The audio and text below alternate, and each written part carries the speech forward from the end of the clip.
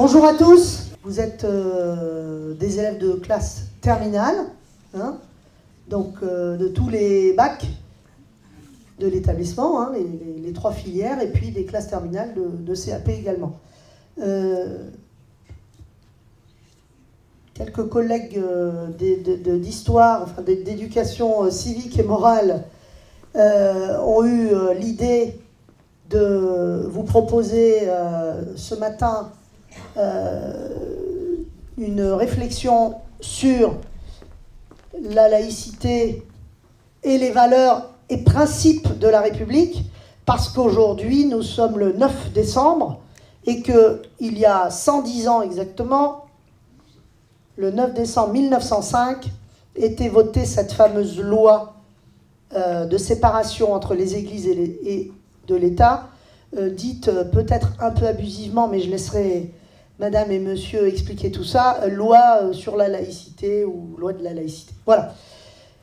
Donc, nous avons la chance d'accueillir ce matin Madame Lamarne et Monsieur Foreau, qui sont inspecteurs de philosophie et qui ont préparé une petite conférence à deux voix pour expliquer un petit peu ce qu'est ce concept de laïcité et comment il s'incarne dans la vie de notre société française. Et donc j'en profite pour les remercier vraiment infiniment, parce que vous verrez, j'ai assisté à la première conférence et personnellement j'ai trouvé que c'était d'une très grande qualité, bien sûr, mais surtout d'une très grande clarté, notamment pour les jeunes gens que vous êtes, peut-être moins bien armés que moi et que mes collègues enseignants ici. Voilà. Je voudrais en profiter pour remercier vos professeurs d'histoire-géographie, également de français, également des professeurs d'anglais, de philosophie, et j'en oublie certainement, qui se sont associés à cette matinée, puisque vous-même, vous avez pu les voir sur les différents ateliers sur lesquels vous avez tourné ce matin. Donc je vais, moi, de ce pas, aller voir un peu ce qui se passe dans ces ateliers. Voilà. Merci également aux élèves de l'atelier vidéo et à Monsieur Bervas qui vont capter ce moment d'intelligence, hein, on va dire, parce que, si je peux me permettre une petite réflexion, hein, on vit dans un monde un peu compliqué, justement peut-être parce qu'il y a un petit vide de la pensée, comme disent certains intellectuels contemporains. Voilà. Je vous remercie de votre attention et je remercie surtout infiniment Madame Lamarne et Monsieur Foreau de cette belle conférence. Je vous laisse la parole. Prenez le temps de réfléchir aux questions que vous souhaiterez poser à la fin. Et j'espère qu'il y aura beaucoup de questions. Bonjour. Bon, je remercie bien sûr Madame le professeur et l'équipe enseignante d'avoir pensé à... Et bien sûr Paula Lamarne aussi, puisque c'est elle qui m'a aussi invité à venir ce matin échanger avec vous sur la laïcité. Bon, je veux dire, je suis très heureux bien sûr de retrouver des élèves, parce que je suis à la retraite depuis quelques années, et puis ensuite également de venir parler de la laïcité, parce que c'est d'abord, Paula Lamarne nous rappellera tout à l'heure, c'est un principe qui est bien sûr constitutif de notre vie en commun, bien, donc c'est quelque chose de très important. Et ensuite, surtout, parce qu'il y a de plus en plus une mécompréhension de ce qui a été dans l'esprit des législateurs quand ils ont, n'est-ce pas, décidé, de voter cette loi qu'on appelle de la séparation des églises et de l'État. Mais la laïcité ne se réduit pas à ça. Ça, c'était un aboutissement. Un aboutissement pourrait faire toute une histoire, hein, depuis, n'est-ce pas, eh bien, la Déclaration des droits de l'homme, et puis toutes les lois qui ont eu lieu après, mais nous en parlerons ici. Voyez bien, il y a donc, je crois maintenant, aussi une très grande confusion. Et il y a souvent même, il suffit d'écouter un peu, un détournement de ce qu'a pu être véritablement la laïcité quand elle a été édictée. Donc il faut que nous soyons au clair là-dessus, et en tout cas c'est ce que nous espérons faire ici avec vous, je dis bien avec vous, parce que nous comptons bien sûr sur vos questions, vos réactions, vos inquiétudes, vos contestations éventuellement, hein, bien entendu. Voilà. Merci, bonjour à tous. Alors, nous allons tenter de vous apporter un certain nombre d'éléments de clarification de cette notion dont on nous rebat les oreilles, France laïque, laïcité, etc. De quoi s'agit-il exactement? On va vous donner un certain nombre de points pour bien comprendre ce dont il est question, et à partir de là, nous sommes tout à fait ouverts à toutes vos interrogations. Alors, il faut bien tenter une définition, mais je préfère vous dire que, déjà, vous allez être surpris, il n'y a aucune définition de la laïcité dans les dispositions législatives, dans les textes de loi. Il y a, de temps à autre, l'apparition du terme. Hein. Ce qui est très important pour nous, c'est que l'article 1 de notre Constitution, la Constitution, super important, hein, c'est ce qui organise l'État. Bon, l'article 1, donc vraiment au sommet du sommet, nous dit que la France est une république indivisible, laïque, démocratique et sociale. Important aussi, elle assure l'égalité devant la loi de tous les citoyens sans distinction d'origine, de race ou de religion. Ça peut vous paraître bizarre, on va essayer de vous montrer comment tout ça s'accorde quand même très bien. Alors, ce qu'on peut quand même dire, c'est qu'il y a des caractéristiques de la laïcité, et de la laïcité à la française, et qu'on va les tirer d'un certain nombre de lois et de dispositions législatives, comme on dit, de règlements, et il faut impérativement, pour bien comprendre ce dont il est question quand même, commencer par la très grande loi du 9 décembre 1905, dite de séparation des églises et de l'État. On va essayer de vous dire quelques mots de son contenu, et on va surtout examiner ensemble sa portée, quelles significations sont attachées à ça, et on verra aussi ensuite un certain nombre de domaines d'application dont l'école. Hein. Et nous sommes évidemment prêts à discuter avec vous de ce qui vous paraîtra étrange, etc. Alors, qu'est-ce qu'elle dit, cette loi, pour commencer, dans son article 1, quand elle nous dit « La République assure la liberté de conscience hein. ». Elle garantit le libre exercice des cultes. Alors, je commence par la liberté de conscience. La liberté de conscience, ça veut dire vous êtes tout à fait libre d'être croyant. Hein. Et incroyant aussi, je vais y revenir tout à l'heure. Et là, finalement, on ne fait jamais que reprendre ce que la Déclaration universelle des droits de l'homme de 89 avait déjà posé dans l'article 10. Hein, nul ne doit être inquiété pour ses opinions, même religieuses, pourvu que leur manifestation ne trouble pas l'ordre public. C'est peut-être de ce côté-là, du côté de la notion d'ordre public, qu'arrivent tous les problèmes que cette loi a rencontrés au fil des siècles et jusqu'à aujourd'hui inclus. Hein. Alors, elle garantit le libre exercice des cultes. Alors, les cultes, c'est très simple. Hein, quand on rend un culte à quelqu'un, vous voyez bien ce que ça veut dire, on le vénère. Il y a une manifestation publique extérieure de cette vénération, de cette adoration. Hein. Donc, les cultes, pour faire simple, ce sont les religions. Mais c'est quand même important comme choix de terme, parce que ça veut bien dire qu'elle ne s'occupe pas des cœurs, hein, la République, mais elle s'occupe de savoir quelle place on accorde aux religions dans leurs manifestations visibles. Hein. Et ce qui est très important et qui doit vous surprendre, c'est qu'elle assure la liberté de conscience et elle la garantit. Donc peut-être ça vous surprend parce qu'en France, on a tendance dans l'opinion à croire que la laïcité, c'est contre les religions. Hein, c'est anti... Ah, la France, hein, ça y est, on a déchristianisé tout ça. Non, non, non, non. C'est une loi d'une grande sagesse. Hein. Je ne sais pas si sur ce plan-là, tu veux... éventuellement, oui. Je crois que tu as à peu près là tout dit. Eh bien, tu as raison de dire que le terme n'est pas défini, ce qui pourrait sembler être un manque. En réalité, pas du tout, pas du tout. Ça veut dire que la laïcité est un principe, c'est un principe d'organisation de vie en commun. Hein.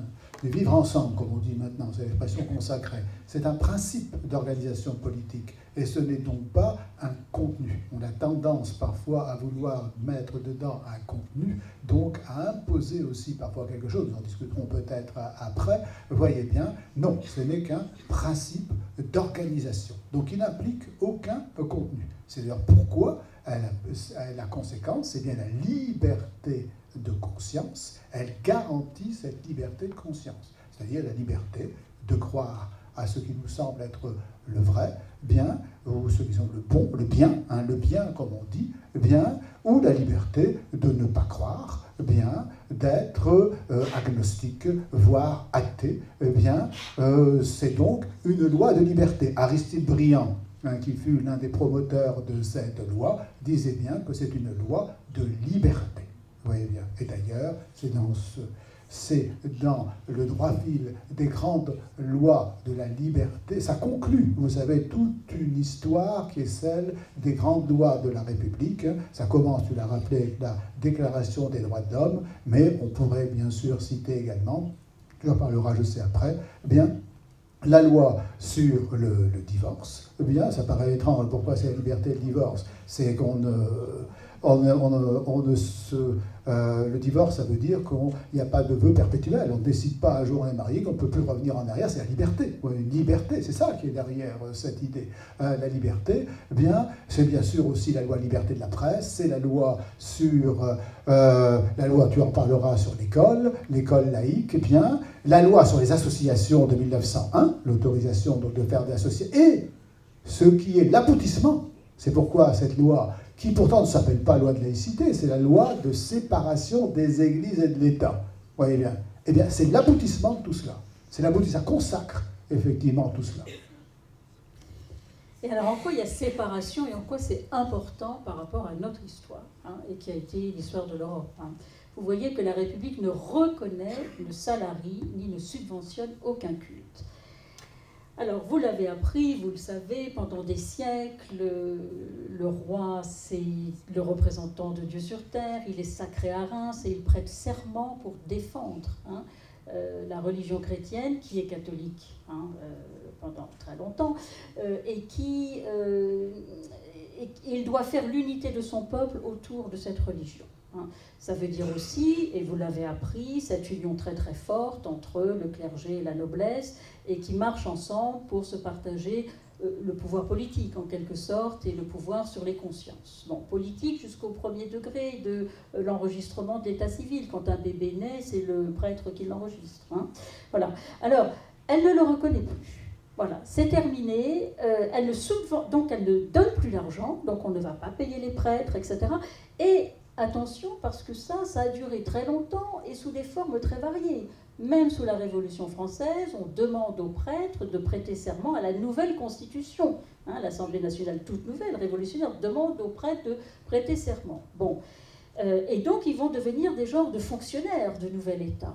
Bon, alors ça va créer une très profonde division entre les prêtres. Il y a ceux qui vont suivre les consignes du pape et de leurs évêques, à savoir de refuser de prêter serment. Il y a ceux qui vont prêter serment, et ça va vraiment produire une guerre civile.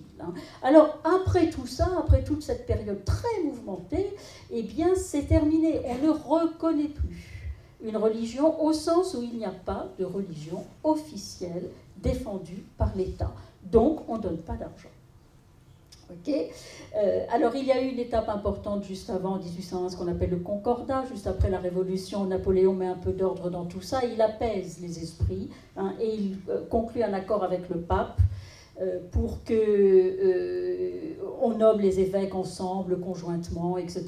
Et il admet de reconnaître que la religion catholique est la plus importante en France. Ça ne veut pas dire qu'elle est religion officielle. C'est terminé. Ça, c'est fini déjà depuis 1801.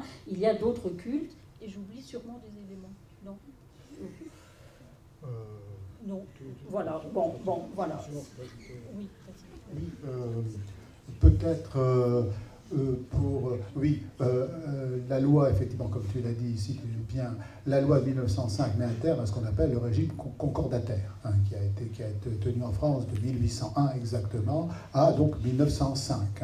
Dans ce cadre, il y avait effectivement des religions qui étaient reconnues. Quand on dit ne reconnaît pas, il faut bien comprendre que ça a un sens juridique. Ça ne veut pas dire, n'est-ce pas, ni ou refuse les religions. Ça veut dire ne donne pas un statut officiel. Il n'y a pas, dans le monde anglo-saxon, on dit des églises établies. Il n'y a pas d'église établie. Vous voyez bien.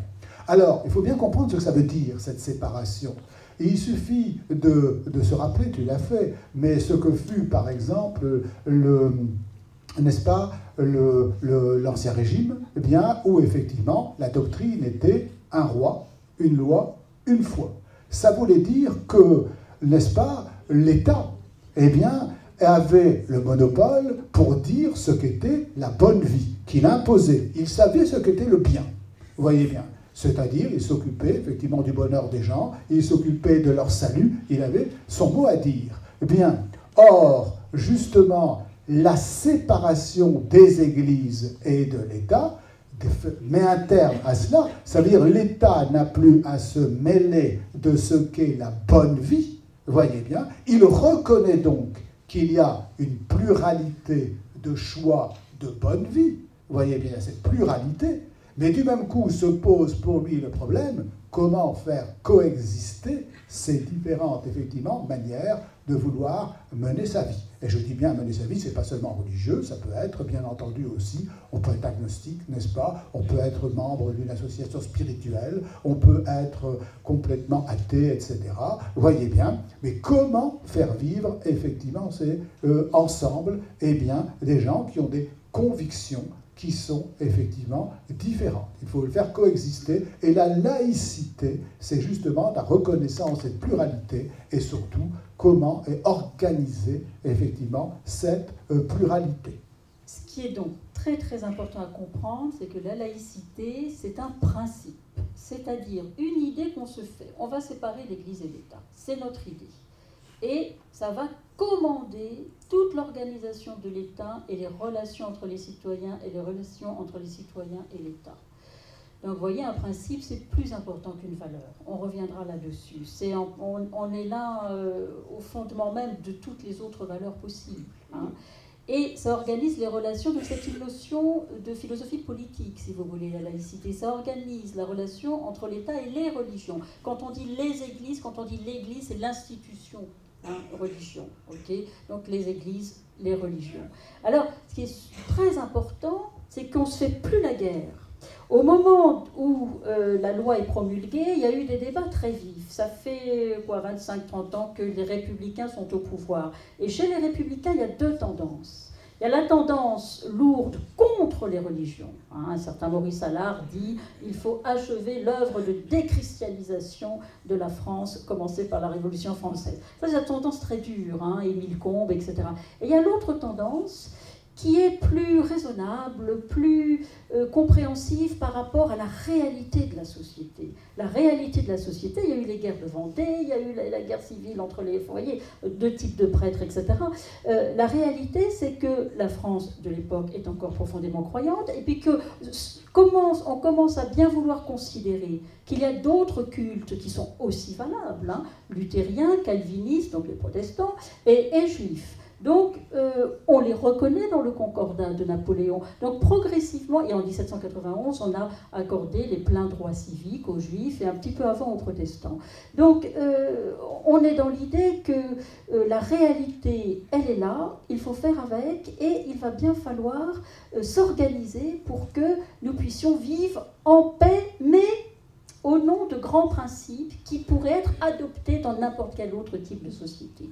Ça, c'est très fort dans la pensée française. Et quand on dit double indépendance, ça veut bien dire que l'Église aura ses propres affaires et l'État aura ses propres affaires. Donc, nous ne promulguerons plus aucune loi, ni par le biais du Parlement, ni par le biais du gouvernement, les décrets, tout ça, en se référant à un texte saint. On ne dira plus, ça c'est autorisé, par exemple, pensez à l'avortement, ou pensez au divorce, ça c'est autorisé ou pas par l'Église. Non, c'est en fonction d'une notion qui est très importante dans la philosophie des Lumières et chez les philosophes, donc du XVIIIe siècle, qui est l'intérêt général. Quand vous les lisez, ce concept revient constamment sous leur plume. C'est-à-dire comment on va faire pour que l'intérêt de tous soit préservé dans le nouvel État qu'on va essayer de construire. Donc, double indépendance, l'Église se mêle de ses affaires, l'État se mêle de ses propres affaires. Néanmoins, les Français sont divers, variés, Il y en a qui sont croyants, ils ont le droit à cette reconnaissance.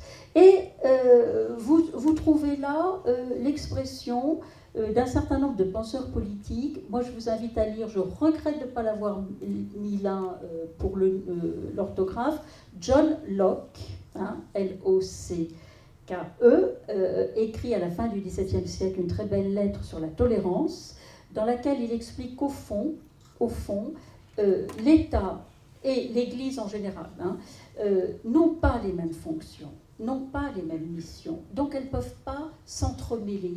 Sinon, on ouvre la voie à beaucoup d'arbitraire et d'injustice.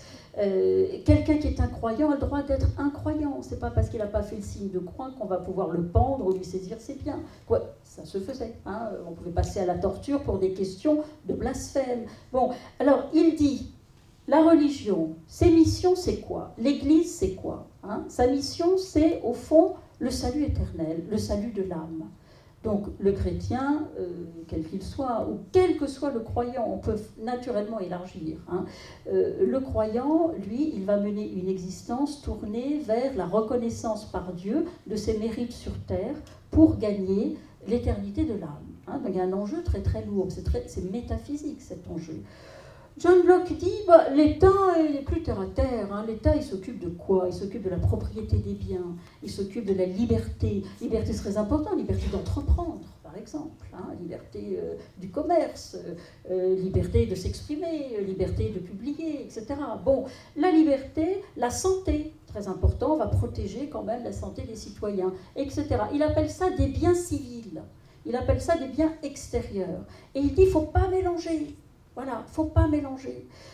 La dimension de transcendance, c'est-à-dire l'âme appelée vers le salut, etc., ça appartient à l'Église. Voilà. Et nous, du côté de l'État, on s'occupera de l'existence réelle organisée autour d'un certain nombre de protections. Hein, je répète, protection de la santé, de la liberté, de la propriété, etc. Donc c'est super important, c'est-à-dire que l'État n'a plus à se mêler, par exemple, de châtier quelqu'un qui a blasphémé. Hein.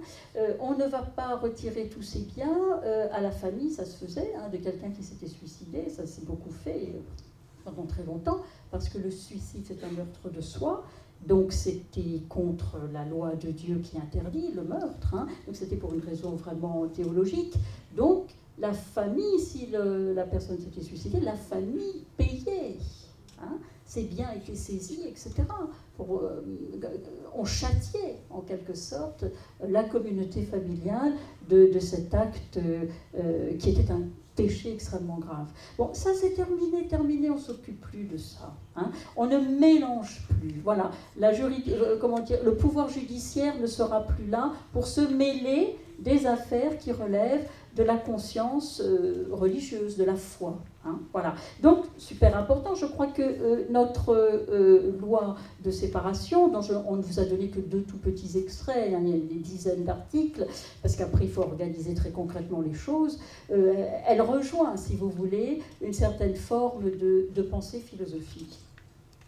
Alors, regardons quelques aspects de cette double indépendance, j'ai envie de dire, chacun chez soi, du point de vue du pouvoir, j'aurais pas de pouvoir sur l'autre. Alors ça on l'a dit, il n'y a pas de religion officielle, et l'État ne prend pas position non plus en faveur d'une religion ou d'une autre. Hein. Débrouillez-vous les croyants. Ce qui est aussi très très important, chacun est libre d'être croyant, mais chacun est libre d'être incroyant. On ne forcera pas.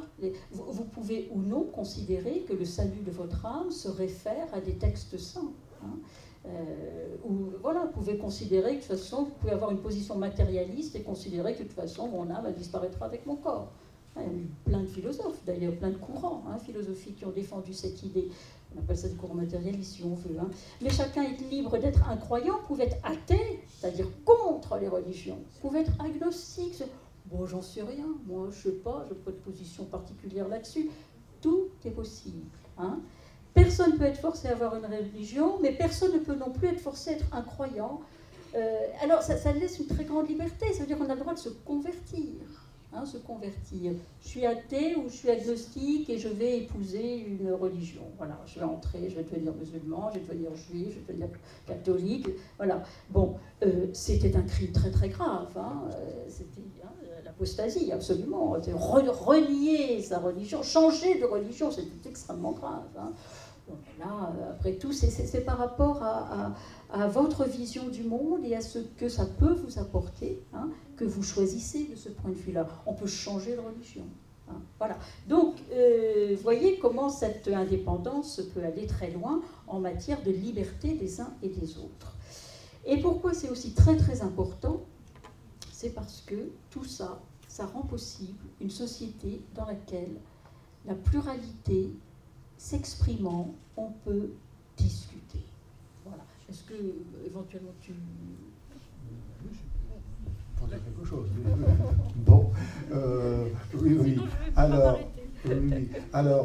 pour revenir aux propos que j'avais tenus tout à l'heure, eh bien, l'État a donc renoncé, comme je le dis, avec la laïcité, en gros, c'est le principe des États modernes, hein, de renoncer à dicter, n'est-ce pas, ce qu'est le bien, ce qui suppose, mais ça tu l'as dit, une distinction qu'on appelle entre le public et le privé. Hein, le public, ça concerne l'intérêt général, eh bien, il s'agit bien entendu de définir ensemble, puisqu'il y a une diversité, il y a une pluralité. C'est pourquoi, n'est-ce pas, la République française est une, ça suppose effectivement un commun. Eh bien, elle est une, elle est laïque, mais regardez bien, elle est démocratique. Démocratique, ça veut dire que nous partons d'une pluralité. Il y a des procédures que vous connaissez, les élections, la représentation, pour aboutir à ce qu'on appelle, n'est-ce pas, un consensus, un accord. Vous voyez bien, c'est donc le commun est donc ici le produit de procédures.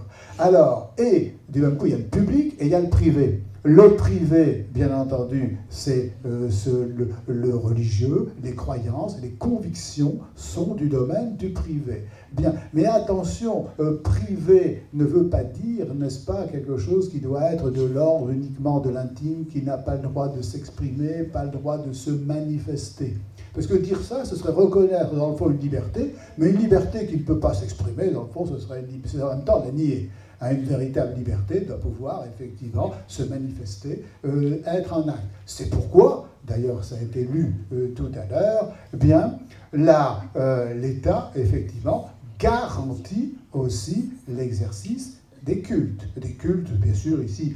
Si on parle beaucoup de religion, c'est parce que la loi de 1905 est faite pour liquider ce qu'on appelle le concordat, donc ça concerne d'abord du religieux, mais il faut étendre la laïcité au-delà, n'est-ce pas, du religieux, ici. Donc, exprimer ses convictions. Et donc, il est même important, dans une démocratie, d'exprimer ses convictions, puisqu'effectivement, c'est bien à l'issue d'un débat qu'on peut, effectivement, obtenir, eh bien, un accord, c'est le principe. Bon, c'est la première chose que je voulais dire. La deuxième chose, bon, Paula a insisté à juste titre sur le fait que l'État se libère de l'emprise du religieux, puisqu'il n'exprime plus une religion, c'était ça, hein, essentiellement, eh bien, mais il faut voir aussi l'autre versant, c'est que du même coup, la religion gagne aussi une liberté. Ce qu'on oublie souvent, c'est quand on présente les conflits qui ont eu lieu autour de la loi de 1905. On voit surtout l'idée qu'il y aurait eu des religieux qui se seraient opposés à cette loi. Bon, c'est vrai, etc. Mais il y a beaucoup aussi de religieux qui étaient très favorables à cette loi parce qu'ils y voyaient justement une liberté pour la religion. C'était des fonctionnaires ont des obligations de réserve, les fonctionnaires sont tenus, n'est-ce pas, à un contrôle. Par exemple, dans la situation du concordat, il fallait l'accord du ministre des cultes pour effectivement qu'une bulle pontificale puisse être publiée en France, etc.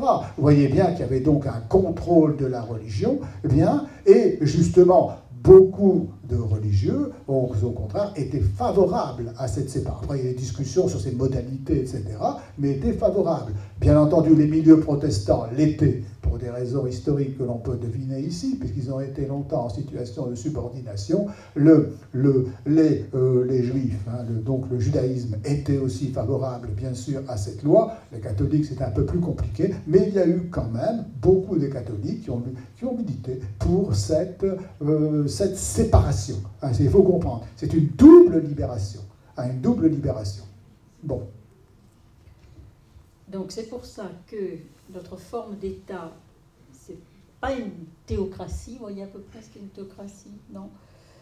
Démocratie, vous voyez ce que c'est, démos kratos, le pouvoir du peuple, entendu comme l'ensemble des citoyens. Hein. Alors théos, c'est Dieu, donc théocratie, eh bien c'est des États qui existent hein, et qui fondent complètement leur politique sur le respect des textes reconnus comme saints, hein, des Écritures saintes. Bon. Vous avez à l'autre extrémité l'État athée, militant, qui interdit les religions. L'URSS a été comme ça. Est-ce que la Chine est encore comme ça? Je ne sais pas. Je crois bien que oui. La Corée du Nord, oui. Enfin, voyez, c'est-à-dire que nous sommes ni l'un ni l'autre. Hein. Nous sommes sur le fil de crête, là, entre deux écueils, si je puis dire, hein, entre deux manière d'imposer une façon de voir la vie bonne. Comme tu disais, le bonheur, c'est ça ou c'est ça. Non, le bonheur, vous le trouverez. Nous, on rend possible hein, aux citoyens le partage d'un certain nombre de valeurs qui nous paraissent universelles. Je reviendrai plus tard là-dessus. Et on rend possible aussi l'expression de toutes les particularités liées aux traditions, aux origines diverses, etc. Hein, aux régions, aux classes sociales, à tout ce que vous voulez. Donc vous voyez que l'État est laïque, mais il reconnaît que la société ne l'est pas forcément, au sens si la société est forcément laïque parce qu'elle vit à l'intérieur d'un État laïque, mais disons que la société a une liberté complète dans ses positions vis-à-vis de la religion. Hein.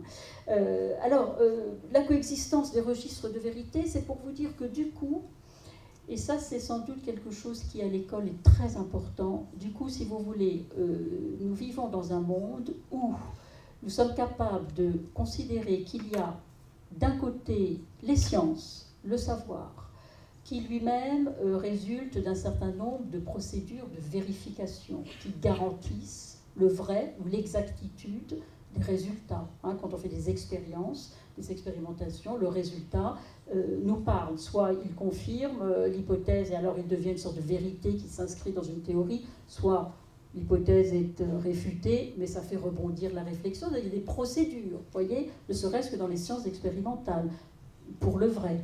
Et à côté de cela, on est capable de comprendre que la religion, ça peut éventuellement, c'est pas, vous voyez, c'est pas imposé, mais ça peut éventuellement apporter à quelqu'un une autre dimension. Et si je prends un exemple que tu prenais tout à l'heure avec l'autre groupe sur la théorie de l'évolution des espèces hein, de Darwin, eh bien il y a des faits scientifiques qui d'ailleurs eux-mêmes sont revisités parce que les sciences, ça ne produit pas un vrai définitif. Hein.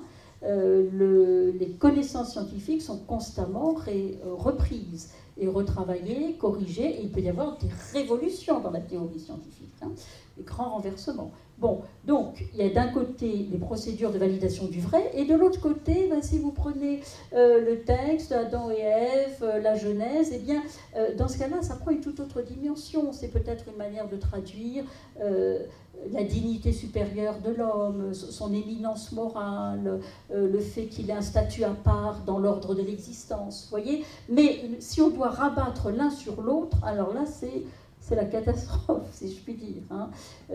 Si on veut commencer à prouver scientifiquement le texte de la Genèse, que reconnaissent, admettent, partagent, vénèrent aussi bien les juifs que les chrétiens que les musulmans, c'est pas possible. Ça ne peut pas être de cet ordre-là, c'est d'un autre ordre, voyez.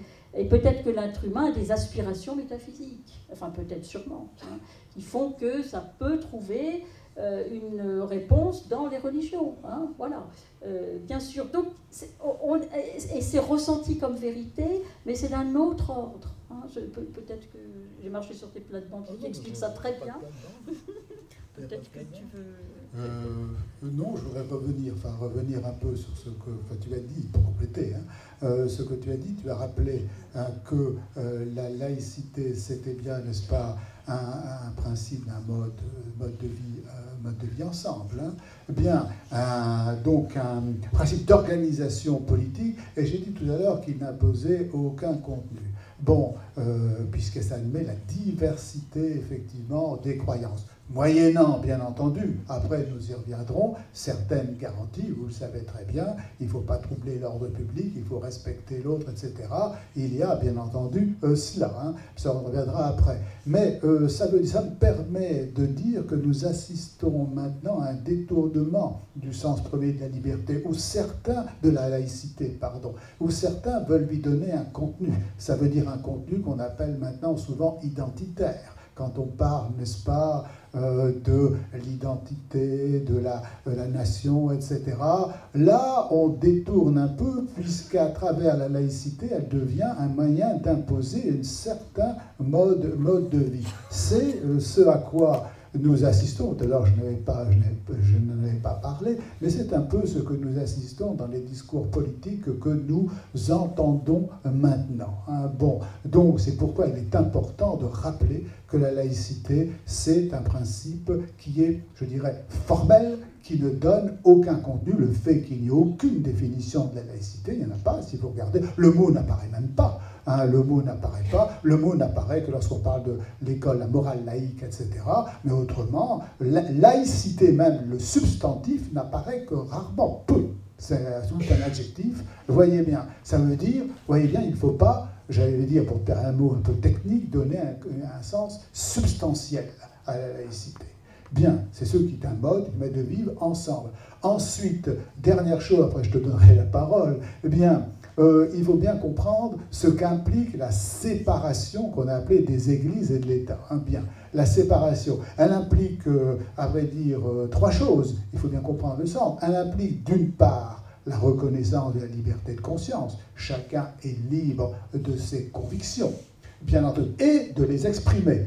Bien entendu, moyennant c'est le respect de certaines règles. C'est bien dit, d'ailleurs, le deuxième article, n'est-ce pas, dit bien ce qu'il appelle des restrictions, bien entendu, des restrictions. Bien, nous en reparlerons, si vous voulez, après.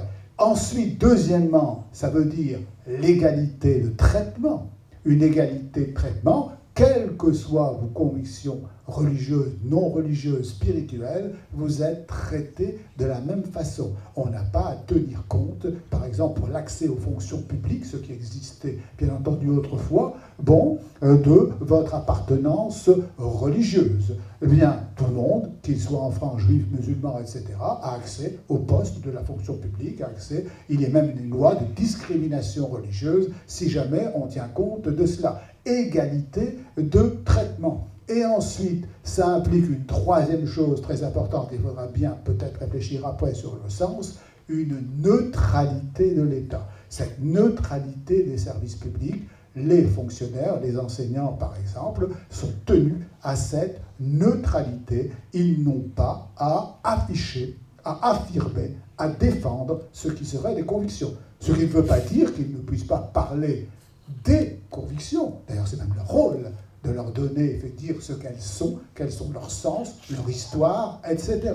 Eh bien, puisqu'il y a une diversité, mais ils n'ont pas, et c'est la neutralité, ni opinion publique, politique, ni opinion religieuse, etc. Alors que les usagers, vous avez, vous ignorez peut-être, mais un droit d'expression, d'organisation et d'expression dans les lycées. Hein, vous l'avez. Bien sûr, moyennant certaines règles qui sont définies par le règlement intérieur. Ça, il y a, bien sûr, mais ça, il faut expliquer le rôle entre cette liberté, ce droit. Vous voyez, la laïcité, c'est ce qui reconnaît un droit. Un droit, c'est une liberté, et non pas d'abord, comme souvent on le comprend, comme un interdit. On voit souvent, quand on parle de droit, automatiquement les gens voient c'est des interdits. Ça donne une liberté, mais cette liberté, pour être garantie, suppose effectivement certaines restrictions, certaines règles. Bon, et ces règles doivent être acceptées, sont acceptables par tous. C'est pourquoi le but de l'État n'est plus de dire ce qu'est le bien, mais de dire ce qui est le juste. Le juste, c'est ce qui permet de vivre ensemble. Et c'est ça la laïcité.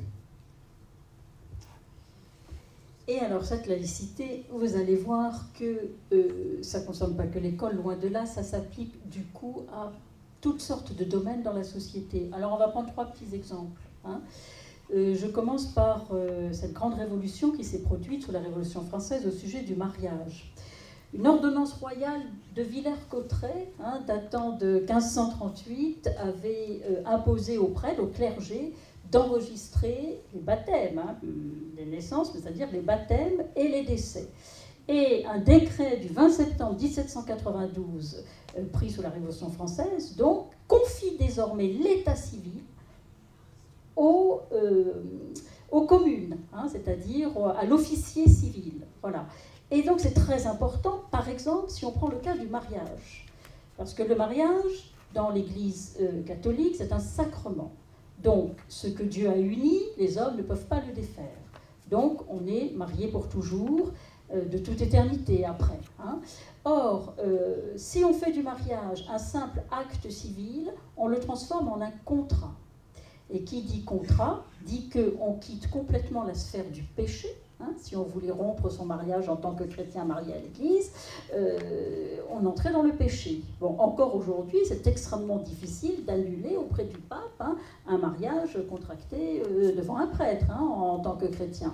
Bon, désormais, non seulement le mariage devient un contrat, un acte civil, mais même il n'a de valeur que sous cette forme-là. Ce qui est toujours vrai aujourd'hui, c'est très important. Hein. Si on veut une bénédiction d'un prêtre, un genre de bénédiction d'un pasteur, d'un imam, si on le veut, on est obligé d'être... Ça n'aura aucune espèce de valeur civile, mais plus fort que ça. On doit d'abord fournir la preuve qu'on s'est marié à l'état civil. Sinon, les enfants, etc., enfin... vous voyez, il y a des conséquences en termes de droit qui sont extrêmement importantes. Hein. Donc voilà, un exemple de laïcisation du côté de l'état civil, ne serait-ce qu'avec l'affaire du mariage. Du coup, le divorce est pensable, c'est une rupture de contrat en quelque sorte. Hein, qui va ensuite connaître des aléas, ça ne s'est pas fait tout seul, il va falloir un certain nombre, selon les gouvernements, on va le restreindre, on va le réouvrir, on va le rendre plus large. C'est au XXe siècle qu'il va devenir vraiment beaucoup plus facile à réaliser. Hein. Alors, si on prend un autre exemple, le cas des cimetières. Alors, il faut bien savoir que le cimetière, c'était une terre sacrée. Alors, il y avait, si je ne dis pas de bêtises, une partie qui s'appelait la terre maudite. Hein. Alors, étaient enterrables, inhumables en terre sacrée, tous ceux qui étaient des chrétiens, enfin des catholiques, hein, bien sûr, parfaitement irréprochables. Mais les hérétiques, les incroyants, les prostituées, les comédiens, etc., étaient interdits d'une sépulture en terre sainte. Hein. Et vous vous souvenez peut-être vos professeurs français vous en racontaient, comment la veuve de Molière, hein, va se jeter aux pieds de Louis XIV pour l'implorer d'avoir une inhumation, une autorisation d'inhumation de son mari, hein, qui vient de décéder, et tous les prélats, les cardinaux, les évêques autour de Louis XIV, mais enfin, Majesté, mais enfin, comment un être impur comme ça? Comme Louis XIV est rusé, il dit, bon, la terre, elle est sacrée jusqu'à quelle profondeur? Les prélats répondent, il dit, bon, on n'a qu'à l'enterrer en dessous. Voilà, c'était une façon de se sortir de la situation. Mais vous voyez un peu, hein, dans quel climat on est. Eh bien, il va falloir un peu de temps, mais en 1881, une grande loi avec des conséquences très importantes a été promulguée, à savoir que le maire pourvoit à ce que toute personne décédée soit ensevelie sans distinction de culte ni de croyance. Et le cimetière devient un domaine public, hein, donc les parties publiques du cimetière ne portent pas de caractéristiques religieuses, hein, c'est du domaine public. En revanche, on va autoriser, avec le temps, 2 autres lois, je passe dessus, 1905 et une autre de 2008, où on va autoriser une particularisation, c'est-à-dire que les tombes seulement peuvent porter des distinctions religieuses. Hein. Et on va aller jusqu'à accepter en 2008, de manière tout à fait officielle, qu'il y ait même des carrés musulmans, juifs, etc., mais avec l'autorisation du maire. Hein. Sachant que, de fait, après les grandes guerres, hein, que nous avons connues, il y a eu des carrés carré musulman, carré juif, etc., vu que les combattants venaient de tout l'Empire, hein, de tout l'Empire colonial. Et donc, c'était même en contradiction avec la loi de 1881. Donc, on a fini par se réinterroger hein, récemment et par dire, bon, si le maire le veut bien, si ça ne crée pas de trouble à l'ordre public, on pourra peut-être privatiser un petit peu du côté du culte hein, cette partie de domaine public. Donc, vous voyez, c'est un exemple, hein, un deuxième exemple, si on parle de la santé. Alors la santé, c'est un peu particulier. Si on prend le cas de l'hôpital, l'hôpital, comme on est enfermé, eh bien, on a l'autorisation d'être en relation avec les ministres du culte, c'est-à-dire, c'est pour ça que c'est pareil dans les prisons, c'est pareil dans les internats, il peut y avoir des aumôniers de toutes les religions. Hein. On a droit à une alimentation différente selon sa religion, parce qu'on est enfermé, on n'est pas un citoyen à l'extérieur. Mais sinon, l'institution n'est pas censée tenir compte de ces distinctions, hein, sauf cas d'enfermement. Mais en revanche, par exemple, il peut y avoir, c'est très rare, mais il peut y avoir des patients qui refusent qu'un homme ou une femme les ausculte, etc. Alors là, c'est encore autre chose, parce que le médecin ou infirmier, homme ou femme, il assume une mission, une fonction, donc on ne peut pas refuser ses soins, pas plus que vous ne pourriez refuser qu'un homme ou une femme vous fasse cours. Il s'efface derrière sa fonction. Hein. Il est votre professeur. Voilà. Donc vous voyez qu'il peut y avoir des nuances et que la République laïque soupèse le pour et le contre de façon à faire la part des choses entre l'expression des convictions personnelles et les grands principes. Hein. L'enseignement, c'est l'enseignement. Les programmes doivent être faits, qu'on soit blanc, noir, jeune, vieux, homme, femme. Le professeur, il est agréé en tant que professeur, il a passé des concours pour ça, voilà, il est reconnu comme tel, il fait cours. Pareil pour le personnel soignant. Donc, vous voyez ce que c'est, hein, la laïcité, cette espèce de dialogue permanent entre rendre possible la vie collective et reconnaître en même temps, jusqu'à un certain point, mais un certain point seulement, l'expression de certaines convictions personnelles. Alors, je reviendrai là-dessus plus tard. Bon. Et l'école dans tout ça. Alors ce qui est important, je vous disais en commençant que la laïcité, le terme apparaît, hein, il apparaît, mais il n'y a pas de définition. Disons que la laïcité, elle s'installe avec les grandes lois sur l'école, les fameuses lois dites de Jules Ferry, enfin disons qu'il encadre tout cela. Hein. Et ce qui est très important, mais vous le savez, donc hop, voilà, gratuite, obligatoire, laïque. Obligatoire à l'époque, c'est jusqu'à 13 ans. Ensuite, progressivement, jusqu'au milieu du XXe siècle, on va passer à quel âge? C'est quoi l'âge aujourd'hui? 16 ans, voilà, ça date de 59. Bon, eh bien, là, ce qui est quand même important, c'est que ce sur quoi j'attire votre attention, c'est que quand elle devient obligatoire, le 28 mars 1882, tu m'arrêtes, hein, parce que sinon je vais... ce qui est très très important, c'est que dans les programmes apparaît quelque chose de très neuf qui est l'éducation morale et l'instruction civique, alors que jusqu'à présent, il y avait une éducation religieuse. Même si on préserve, c'est très curieux, hein, les devoirs envers Dieu, mais ils vont être un peu tombés en désuétude avec le temps, néanmoins, on ne parle plus d'éducation religieuse. Vous voyez, peut-être que... Oui. Bon, un des grands moments donc, de la laïcisation en France, donc du principe de laïcité, fut effectivement pour ça la loi de 1981, peut-être la première loi d'ailleurs où apparaît le mot laïque, hein, un enseignement qui est laïque, gratuit, n'est-ce pas, laïque, gratuit, bien, et obligatoire, parce que moi je ne trouvais pas le terme. Je dis bien l'enseignement obligatoire, c'est pas l'école, hein.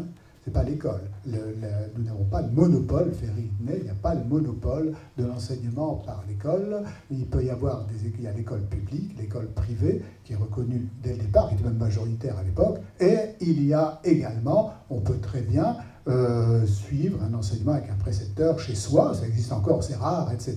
C'est d'ailleurs contrôlé, etc. C'est l'enseignement qui est obligatoire. Or, ce qui a le plus été l'objet d'un conflit lors du vote de cette loi, c'est l'introduction, la gratuité a été assez bien acceptée, eh bien, encore que, c'est, parce qu'effectivement, comme il fallait payer dans l'enseignement privé, on trouvait qu'il y avait une inégalité de fait, certains avaient l'école gratuite, d'autres ne l'avaient pas. Vous voyez bien. Bon, mais ça a été quand même accepté. En revanche, le grand conflit, ça a été autour de l'introduction d'un enseignement moral. D'un enseignement de morale qui ne soit donc pas confessionnel. Un enseignement moral qui se tient, l'expression de Ferry était une morale qui se tient debout toute seule. Vous voyez bien. C'est-à-dire une morale qui n'a pas besoin de fondement religieux. Alors, ça ne veut pas dire une morale, là aussi Ferry est très clair, une morale qui s'oppose aux religions. Il y avait même l'idée que c'est une morale commune. Ce sont des principes communs que l'on retrouve dans la plupart des religions et bien sûr aussi dans des conceptions non religieuses. Bien, il disait d'ailleurs, c'est la morale d'un bon père de famille, et il disait dans sa lettre aux instituteurs, n'est-ce pas, de 1883, vous devez enseigner la morale de telle manière que si un père de famille est dans votre classe, il n'y a rien à redire à ce que vous dites. Voyez bien, il y a bien là l'idée d'une morale qui ne soit plus effectivement enseignée par indépendante, donc d'un fondement religieux. C'est bien sûr là ce qui était contesté, puisque les religions prétendaient bien sûr avoir le monopole de cette formation morale qui pour elles bien sûr est décisive, il s'agit de former l'homme, etc. Vous voyez bien que l'idée d'une morale qui soit effectivement laïque fut l'objet de grands conflits. Bien, il y a eu des manuels qui sont sortis, et à l'époque, certains, d'ailleurs il y a eu des manuels, vous savez pourquoi en France il y a des manuels, c'est parce que bien sûr on a reproché tout de suite, on a dit, mais cette école laïque va devenir une école d'État, on va donc imposer un enseignement d'État. Or, la réponse de Ferry a été claire, les manuels, bien sûr les programmes sont définis par l'État, mais les manuels, vous savez, il y a des manuels en France, et ce sont les enseignants qui choisissent les manuels. Les manuels sont faits par des professeurs et des maisons d'édition qui se trouvent, n'est-ce pas, en concurrence. C'est aux enseignants, n'est-ce pas, de choisir le manuel. Il n'y a pas d'enseignement d'État, hein, vous voyez bien. Et d'ailleurs, quand il y a eu cet enseignement moral qui a été fait, il y a eu des tas de manuels, il y a des gens très connus d'ailleurs qui l'ont fait, des tas de manuels, eh bien, et la Sainte Congrégation de l'Index en a mis 4, n'est-ce pas, à l'index, c'est-à-dire était interdit dans les écoles. Les parents qui acceptaient que leurs enfants aillent dans une école où l'instituteur avait choisi ses manuels, étaient menacés d'excommunication, vous voyez bien, mais tout de suite les historiens ont fait remarquer qu'en interdisant 4 manuels, ils acceptaient les autres, ce qui était une manière indirectement d'accepter cet enseignement de morale. Bon, vous voyez, c'est le point. Bon, après, il faudrait peut-être parler... Je passe à la loi. Tu veux, je te laisse parler. Oui, oui, bon, sur cette loi, oui, je crois qu'il a été l'objet, effectivement, de grandes discussions. Il faudrait être clair sur le sens de la loi qu'on appelle de 2004, la loi, vous savez, qui interdit le port de signes religieux qu'on appelle ostensibles dans les écoles. Bien, mais avant, pour bien comprendre cela, il faut rappeler ce qu'implique la séparation des églises et de l'État. Elle implique, je vous l'ai dit tout à l'heure, la liberté de conscience. L'État n'a pas de monopole de ce qu'est le bien vivre, etc. Elle implique aussi l'égalité de traitement. Ça veut dire, effectivement, je vous l'ai dit, nous sommes, quelles que soient nos convictions, nous sommes traités de manière semblable, égale. Et elle implique la neutralité. La neutralité, je vous l'ai dit. Mais la neutralité, qu'est-ce que ça veut dire, la neutralité? Est-ce que la neutralité, ça veut dire que c'est l'indifférence? Ça veut dire, dans le fond, l'État n'a pas... À l'indifférence, l'abstention, n'est-ce pas? Non, pas du tout. Là, il faut bien comprendre que cette neutralité, bien comprendre son sens, ce n'est pas l'indifférence. D'abord, ce n'est pas l'indifférence parce que si l'État reconnaît la liberté de conscience, il est là aussi pour la protéger. Il doit la protéger. Et il doit la protéger quand elle est en situation de faiblesse. Il existe, par exemple, en France, une loi, il n'y a pas de loi contre les sectes, mais vous savez, les phénomènes sectaires, il faut protéger, n'est-ce pas? Il existe une mission interconstitutionnelle, j'oublie le terme exact, en gros, c'est de lutte contre les dérives sectaires. Eh bien, les manipulations, etc. Il faut donc protéger. Eh bien, la loi, de même, je pourrais donner bien sûr beaucoup d'autres exemples. De même, la loi de 2004, dans le fond, elle doit être comprise dans ce sens-là. Cette loi, effectivement, a été l'objet de grandes discussions après qu'apparaît en France le fait que certaines minorités, qui sont françaises, des Français, qui sont installés en France, décident de manifester leur appartenance religieuse. Bien. Alors, c'est posé bien sûr des conflits, vous savez bien, dès 1989, les affaires de Creil, etc. Grand débat. Peut-on accepter que son manifeste dans un lycée, c'est son appartenance religieuse? Il y a eu grande hésitation. Le Conseil d'État dit d'abord que ce n'est pas incompatible. Bayrou, effectivement, dit la loi Bayrou donne aux proviseurs la responsabilité de choisir ce qu'il aimait dans des situations extrêmement difficiles et conflictuelles. Conflictuelles, je veux dire par là, parce qu'il peut y avoir des pressions, bien sûr, de certains groupes qui veulent, que les filles portent le voile, ou alors d'autres signes religieux, ça pourrait être la kippa, ça pourrait être autre chose, mais dans les faits, historiquement, ce fut cela. Mais aussi l'inverse, des troubles. On pourrait très bien, des filles voilées pourraient se faire agresser, n'est-ce pas, par d'autres qui estiment que c'est inadmissible, etc. Les troubles sont les deux côtés. Or, bien entendu, il s'agissait, la loi de 2004 décide de mettre un terme à ce conflit, en décidant d'interdire toute manifestation de signes ostensibles dans les lycées. Et il s'agit bien de protéger, puisque la seule raison juridique pour que cette loi soit acceptée, c'est qu'elle est une loi de protection de jeunes qui sont donc qui sont pas adultes, qui effectivement peuvent justement être mis en situation de difficulté, soit de pression pour le porter, soit aussi, je vous le répète, pas seulement de pression pour le porter, mais aussi se faire agresser parce qu'elle le porte. Faites attention. Donc il y a effectivement ça, et c'est pourquoi on décide, par une mesure de protection, d'interdire effectivement le port du voile. Ce qui veut dire que, par exemple, dans les universités où ce sont des majeurs, il n'est pas question, certains voudraient bien entendu l'étendre, mais ce sont des majeurs, ce sont plus des mineurs, la femme n'est pas une mineure, la femme musulmane n'est pas une mineure, et donc il n'y a aucune raison de pouvoir interdire le port effectivement d'un signe religieux, ici en l'occurrence le voile. Bon, voilà, c'est bien sûr cela. Non seulement ça, vous voyez, c'est pour cela, cette loi. C'est comme ça qu'il faut la comprendre. C'est pas une indifférence de l'État, il faut protéger la liberté. Non seulement, et tout à l'heure tu as déjà parlé, il faut la protéger, mais l'État a pour mission de la promouvoir, cette liberté. Bon, la promouvoir, et c'est le lieu où cette liberté de conscience peut être promue, c'est bien l'école. C'est bien l'école, pas en dispensant effectivement le savoir. D'abord, c'est un vivre ensemble, une école. Des gens, c'est un vivre ensemble. C'est un respect mutuel, respect du prof pour ses élèves, des élèves pour le professeur. Et c'est bien sûr le lieu où sont dispensés des savoirs. Or, le savoir, et ça c'est une grande idée, tu l'as rappelé la dernière fois, alors, lors de la première conférence, j'avais insisté là-dessus, c'est dans, bien sûr, l'esprit des Lumières, le savoir est émancipateur. Le savoir est émancipateur. Nous avons tous, bien sûr, des convictions qui viennent de notre éducation familiale, etc.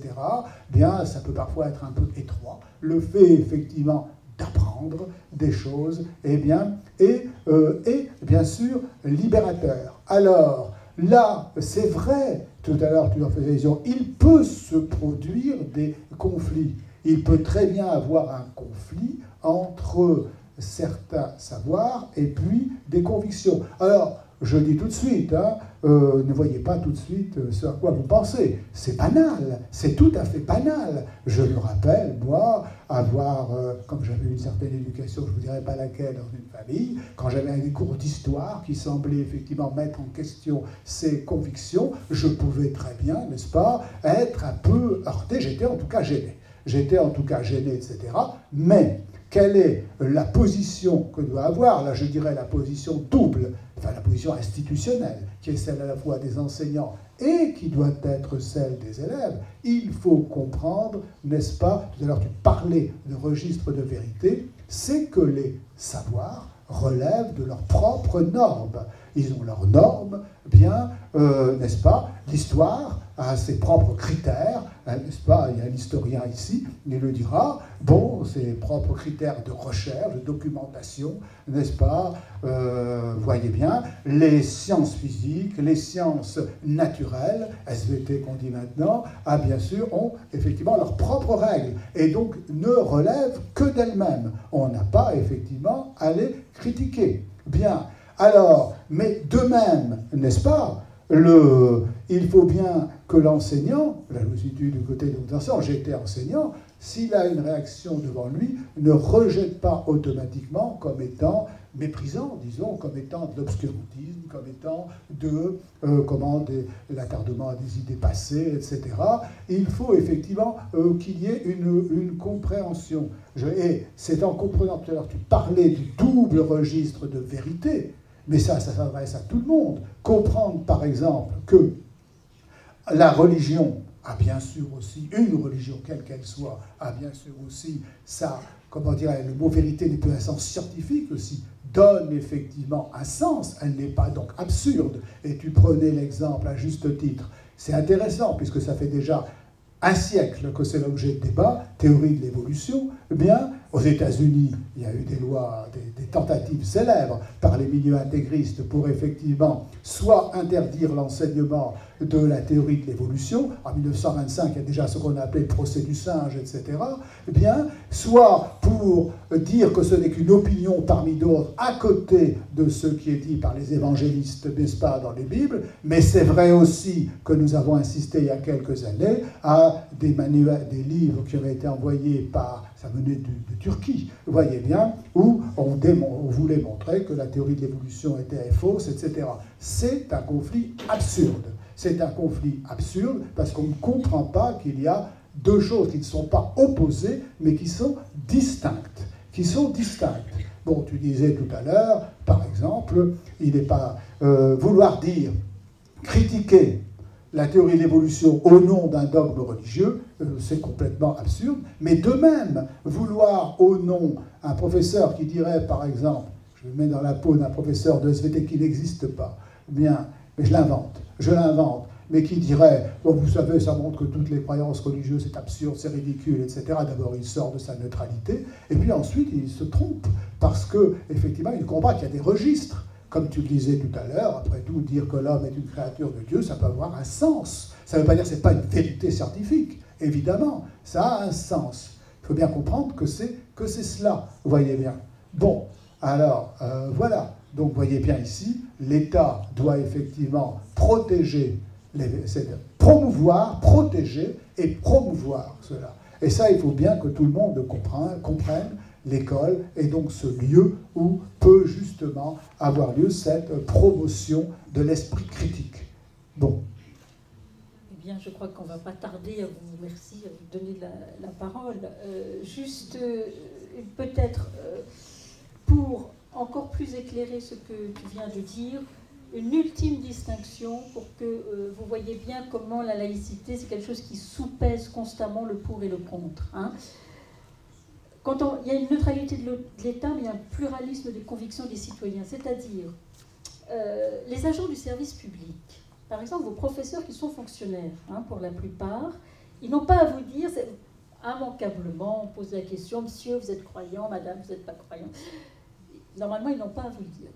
Voilà, ils sont là pour dispenser un enseignement, rattaché à des programmes, pour préparer des épreuves d'un certain genre. Donc ils n'ont pas, parce que comme ils ont un pouvoir d'influence inévitable, vous voyez, ils n'ont pas à afficher leurs opinions, ni politiques d'ailleurs, ni religieuses. En revanche, vous, usagers du service public, et quelqu'un qui fait la queue dans une préfecture, vous pouvez afficher vos opinions, vous pouvez dire, hein, non, je laisse la préfecture, vous pouvez tout à fait, alors quelqu'un qui a son guichet dans une préfecture ne manifestera pas son appartenance à une religion, hein. Mais les usagers, eux, ils sont tout à fait libres, sauf cas particulier de l'école avec cette loi de 2004. Mais vous pouvez dire vos opinions et ça se discute en cours. Et c'est ça qui est intéressant, c'est que la classe est un espace qui met la société à distance où on se retrouve pour dire ensemble les choses. Et en discuter avec le professeur. Voyez, vos opinions, vous pouvez tout à fait en faire part. Et les tiers, c'est les gens vraiment extérieurs à tout cela. Par exemple, les parents qui accompagnent une sortie pour aller à la piscine ou à la patinoire, ça a été aussi très discuté. Bien, les mamans voilées peuvent tout à fait accompagner les enfants parce qu'elles sont en dehors de tout cela et elles sont des citoyennes comme les autres, pouvant afficher complètement leurs convictions et leurs opinions. Voyez, donc on est obligé constamment, au nom du principe de laïcité, de refaire des distinctions, de retravailler jusqu'où on peut aller et ne pas aller. Ce qui est proscrit à l'intérieur de l'institution, école, hôpital, etc., c'est la propagande, c'est ce qu'on appelle le prosélytisme. C'est pour ça que les signes ostensibles rattachés à du prosélytisme, c'est-à-dire attention, je veux tous vous convertir, ça n'est pas autorisé. Voilà. Et le professeur ayant une parole quand même d'autorité morale et intellectuelle, on lui demande sur un certain nombre de points qui relèvent des valeurs personnelles, rattachées à ses traditions propres, de ne pas en faire part. Voilà. C'est des questions qu'on peut vous poser d'ailleurs. Oui, peut-être un tout dernier point. On va écouter vos questions. Oui, après, mais très rapidement, mais je crois que c'est important. Le fait que la laïcité, bien, reconnaisse, etc., ça, je crois qu'on a suffisamment expliqué. Donc, accepte aussi qu'il existe dans la société civile une pluralité. Une pluralité, eh bien, fait qu'elle rend possible ce qu'on appelle un dialogue, un débat, vous voyez bien, puisque chaque est traité de manière égale, personne n'est proscrit, etc., il peut y avoir un débat, il peut y avoir un dialogue. Or, c'est peut-être aussi l'école qui est le lieu où peut avoir lieu ce dialogue, en tout cas cet apprentissage à ce dialogue. Parce qu'une des grandes difficultés, et nous, sans doute, nous l'avons tous plus ou moins vécu, c'est effectivement, comme on dit, l'acceptation de l'autre, le problème de l'altérité, accepter que quelqu'un ne pense pas forcément comme nous, et ce n'est pas parce qu'il pense, donc il est autre que nous, l'altérité, c'est ça, n'est-ce pas, il est autre, mais en même temps, il n'est pas cet absolument autre que je dois rejeter comme étant dans l'ignorance, dans l'obscurantisme, bien, mais qu'il est aussi quelqu'un qui, avec nous, partage au moins une chose, c'est la capacité de dialoguer, de discuter. Or, je crois qu'il y a tout coup, c'est l'importance de ce qu'on appelle la connaissance de l'autre, bien et bien. Et c'est pourquoi il a été très important d'introduire, vous savez, dans l'école, par un enseignement du fait religieux, qui devrait permettre effectivement de connaître d'autres religions que la nôtre, eh bien, de comprendre qu'elles ont une histoire, qu'elles ont un sens, qu'elles ont une signification, etc., bien entendu, afin de rendre possible, comme nous l'avons dit tout à l'heure, la laïcité est un principe d'organisation de la vie, rendre possible, eh bien, une communauté fondée sur une pluralité. Il ne s'agit pas d'imposer, et la laïcité peut parfois a parfois été comprise comme ça, bien, vouloir imposer un modèle, un mode, c'est au contraire un mode de vie ensemble dans une pluralité, n'est-ce pas, de convictions. Alors maintenant, je crois que... Voilà, on va vous écouter juste pour vous dire que, attention au mot valeur, une valeur, c'est ce qui vaut pour moi, c'est ce qui compte. Alors, je peux avoir comme valeur. Si je suis un grand mafieux, voilà, je peux avoir comme valeur le profit à tout prix et je zigouille tous les gens qui sont sur mon chemin. Il a des valeurs, le mafieux. Donc, valeur, ça ne suffit pas. Il faut bien comprendre que les valeurs acceptables sont les valeurs que n'importe qui pourrait reprendre à son compte sans nuire à autrui. Et la laïcité, c'est la valeur des valeurs. C'est ce qui va rendre possible, dans une organisation sociale, à l'intérieur de laquelle on va pouvoir ranger d'autres valeurs à caractère universel, par exemple l'égalité entre les hommes et les femmes, par exemple, ou la dignité, que tous les êtres humains ont droit à la reconnaissance de leur dignité. Là, on ne peut pas insulter qui que ce soit, par exemple. Voilà, on écoute vos questions et sentez-vous tout à fait libre de nous interroger et d'interroger tout le monde.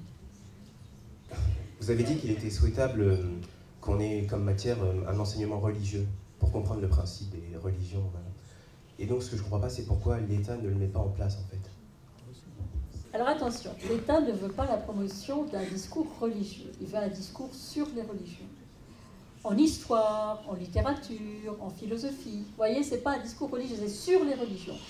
Et normalement, en histoire, en littérature, on voit des textes, on voit des périodes, on voit, je ne sais pas, moi, le Moyen-Âge chrétien, la conquête du monde par l'islam, enfin, vous voyez, on voit toutes ces choses.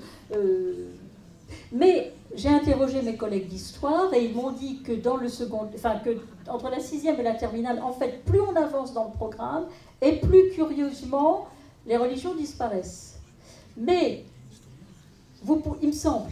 Alors, je ne sais pas pour littérature-histoire, là, je ne suis pas au fait. Hein, peut-être que je me trompe tout à fait.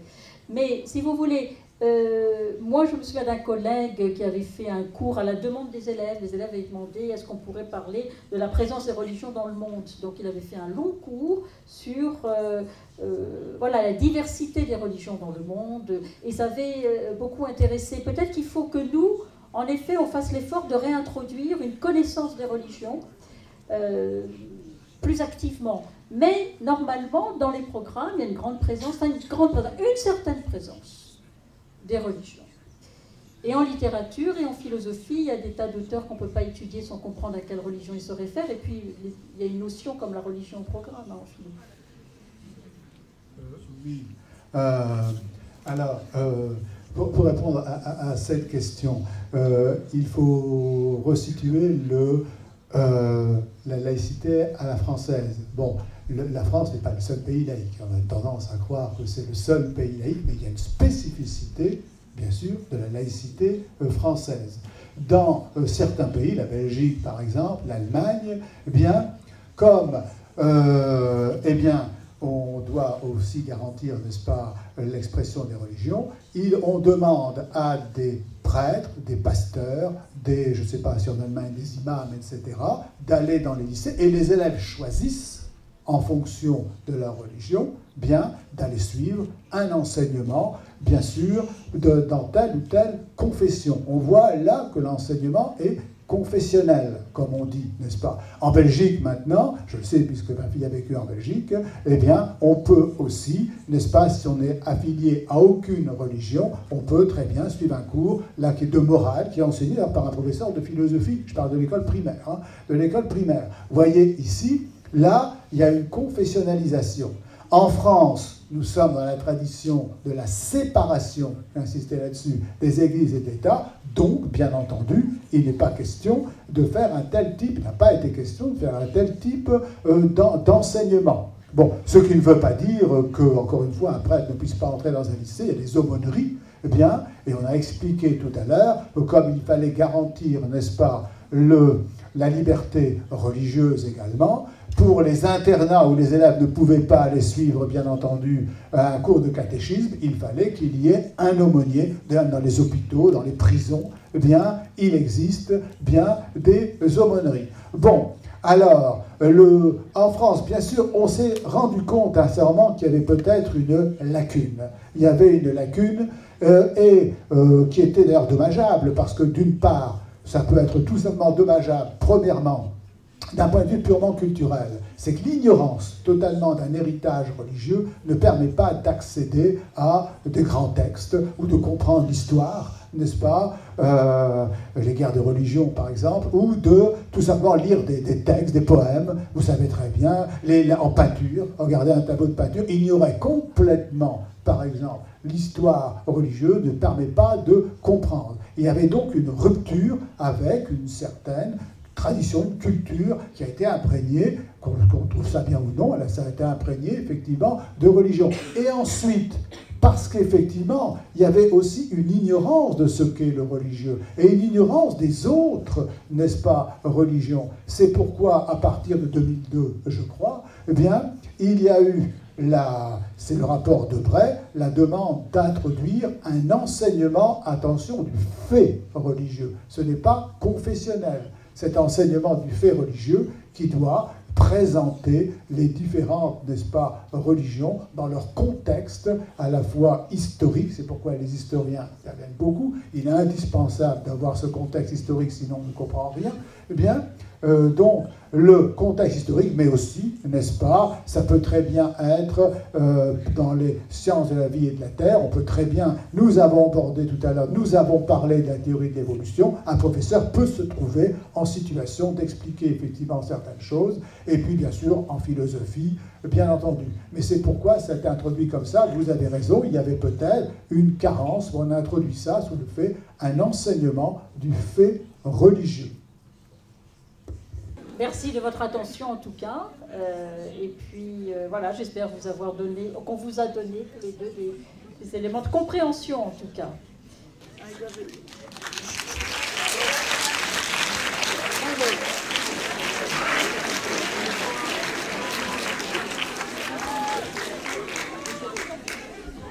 Bien, écoutez, puisqu'il n'y a plus de questions, on va clore cette matinée.